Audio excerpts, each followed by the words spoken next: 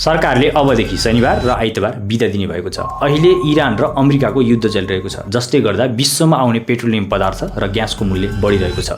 किनकि विश्वमा जति पेट्रोलियम पदार्थ खपत हुन्थ्यो त्यसको 20% पेट्रोल स्ट्रेट अफ हर्मुजबाट आउँथ्यो। अहिले इरानले स्ट्रेट अफ हर्मुज बन्द गरिदिएको छ, जसले गर्दा विश्वभरि नै पेट्रोलियम पदार्थ र ग्यासको अभाव भएकाले महँगो हुन गएको छ।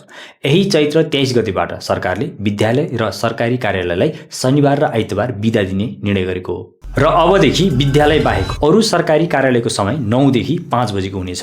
अमेरिका, बेलायत, Australia, Canada, New Zealand, Japan, German, Russia जस्ता देशहरूमा हप्ताको 2 दिन नै बिदा गर्ने सिस्टम छ। तपाईलाई के लाग्छ, यदि हप्ताको 2 दिन बिदा दिँदा साँच्चीकैमा विद्यार्थीलाई सहजता हुन्छ त? के विद्यार्थीको क्रिएटिभिटी बढ्न जान्छ त? उनीहरूले केही नयाँ कुरा सिक्ने अवसर पाउँछन् त?